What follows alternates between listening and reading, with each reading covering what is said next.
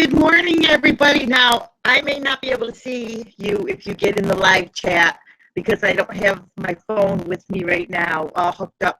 Because sometimes I can look at my phone and see who's watching me on my live stream, which I kind of do them random. So when I do them, they're like a surprise. Okay, guys, we've had a slew of things happen this January. Not to be topped off today or last night, Clay got a flat tire and he had to have his car towed.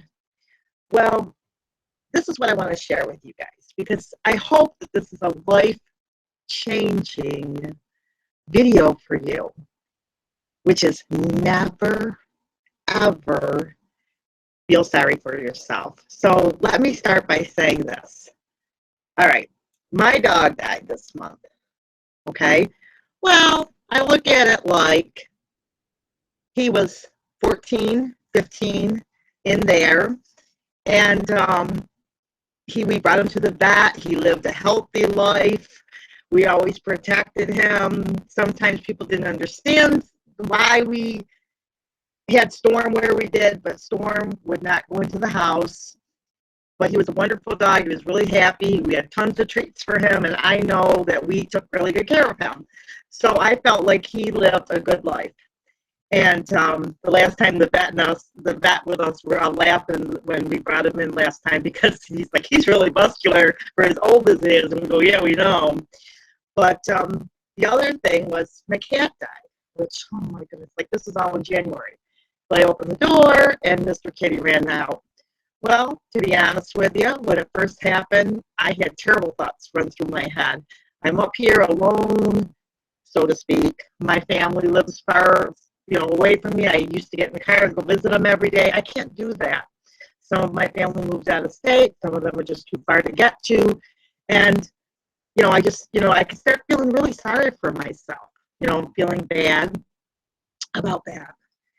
And then Clay fell, which it wasn't such a big deal. But, I always feel bad when he falls because he works so hard and, he takes a big hit. And, Clay couldn't walk for a while because he fell down a stairwell and he didn't share this in the last video, but he has shared it before. He prayed that God would help him to walk again. So, Clay can walk because, like I said, he fell down. He was trying to help his grandchild, and that was before I knew him. And then, yesterday, I had to fill his tire with air, and then the tire was flat. So anyway, and here's why I share all this, is I'm not really devastated by everything that's happened lately, and I'll give you some reasons why. I'm 54, and yes, I feel bad that those things happened. That is true. But I went through depression before, really bad depression, and I've had some major hits in my life. I've had preachers tell me, I've had doctors tell me, just about in tears, like no one should have to go through some of those things. But I think the thing that's always kept me is I'm naturally very joyful. If you know anything about personalities, I was in sales, I'm the sanguine. Sometimes I'm the man laughing on the outside and crying on the inside. But I'm still always happy. People used to work with me and say, oh my goodness, Ruthie, how can you be this happy at first thing in the morning? I'd be like, hey, everybody in here, kind of thing. And, and I've always tried to be joyful. But, I have been through depression, and I've learned that if you go down, down, down, down, down, say for months, say if I got upset about the cat, then I get upset about the dog, then I get upset about the cat, then I got with the tire. It's almost like you just go down, down, down, down, down, down, down, and it's almost hard. It's very hard to pick yourself up if you've allowed yourself to go down that far. Like with the cat, I figured, I feel bad about it, but I guess I got thinking about it, and I thought, well, my son got married. My son kind of moved out. Those were big changes for my son and I. And, I am a mother of an only son, so, and so it was like I had my cat during that first year when he moved out. And I just felt like, well, the Lord knows things I don't know. And I said, the scripture that came to mind was the Lord giveth and the Lord taketh away. Not that God allowed him to die, but, sometimes you got to look at, I enjoyed the time he was here. And the same with the dog. And with the car, with the towing, it's like it happened on a Sunday night. Clay was able to have an extra day off work. He wasn't stuck on the road. It happened in our driveway. And plus, he got to finish this little house thing. We're going to put a video up of it later. But for the most part, because of things I've gone through in my life, I've learned to keep a happy attitude, be joyful. And one time, this was prior to Clay, I had this big, beautiful house, like almost 3,000 square feet. Everybody thought it was so wonderful because I had this house. Like, doesn't make any more different than anybody else, But I went through some things, and my family all moved far away, and this was before I knew Clay, we had decided we were going to move into our renter. And my friends were like, no way, you're not moving in that house. It's like, yes, I am. I'm moving in the house. But I didn't feel sorry for myself. I didn't feel bad. I just packed up my stuff. I moved in there. And because, like I said, we were going to move south, enjoy my family. And then the Lord had things moved all over. And thank God that didn't happen, especially since my mother's back here now. But, during that time, I heard a message by Keith Moore. And it said, never, never feel sorry for yourself. And I began to think about all the times in my life that I felt sorry for myself and all the bad things that resulted in my life because I felt sorry for myself. I would just let it, things just bother me and eat me alive. And I've just learned that when things happen, I feel bad. I put it in perspective. A lot of times you got to just put things in perspective. And then it's like, I don't do that anymore. I feel bad that things happen. I mean, I've got a reality check, but I don't go way on the other side and say, oh, my cat died. My dog died. Oh, we got a flat tire. I don't get myself to that point. I mean, I feel bad. The first few days, I was really upset about the cat, and I was upset about the dog. I think I felt a little bit better about that because I knew that he was old, and Clay and I had been watching him, and we were worried about him. And, prior to that, but we didn't say too much about it, but we knew that he wasn't doing good, and he just didn't seem like his normal self, but we weren't sure what was going on with him. But then with the cat, it was like a total surprise. It was like, Mr. Kitty, and I was upset, but, I had a few days where I just had to kind of, feel better about it. I didn't just like, oh, well, the cat, It's like when my dad died. I was upset that my father died, but my dad was a Christian, and my dad and I our personalities were really similar. And I remember, and I didn't know if I should share this, I didn't want this to be offensive, but this was how my dad and I are. And if I died, I would hope that maybe somebody that knew me good, like my son would probably say this.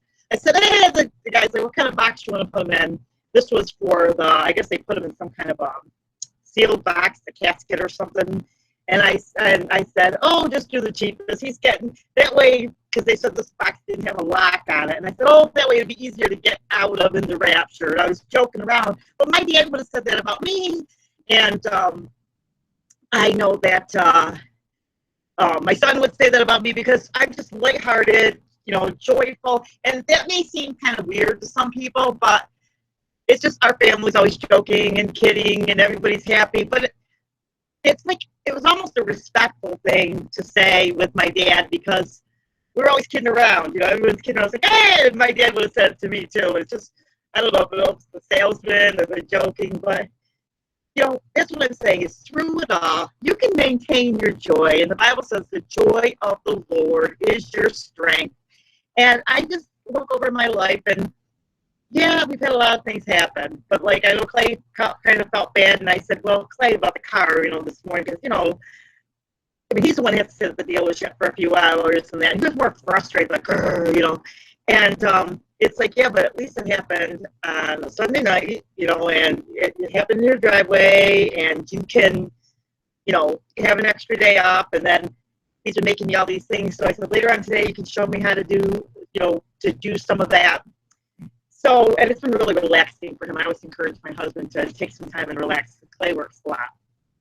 And he comes home from work, he's so tired. I feel so bad for him some days, just because he's tired, But anyway, that's what this video is about, is never, ever, I'm saying never, ever feel sorry for yourself, And you know, let the natural breathing processes go, but don't go overboard. Don't go so down that you can't lift yourself up. And I have been there. I have been through depression. It's not fun. And you know, I mean, I was so bad. It was like I couldn't get out of bed in the morning. I mean, bad. You know, but you know, I've been through that, so I can, you know, I can relate. You know, sometimes it's a medical thing, which for me it was a chemical imbalance. So sometimes it's a medical thing, and sometimes it's a, oh, you know, it could be life circumstances. You know, like I know one time I had like 10 things happen to me, and like in 1 year, and usually it's like my parents moved, somebody died, this, what, I don't know, I can't remember it all, but it was like enough stuff that they say that you can actually die when you have that much stuff happen. But I was able to make it, so I don't look at it. I look at, yeah, I went through some bad times, but I didn't die, you know. I remember one time I felt like I was having a heart attack, and the ambulance called, and they were like, stress can kill you. I went to the doctor, and I thought I had the flu. My son did have the flu, and the doctor said to me, "Goes, you don't have the flu. You are under so much stress." You know, I had my own business. I had this really big business and all this kind of stuff. So, you know, I just learned to not let myself get down. And and some things are just a part of life, and you just have to live through some things to get to that place.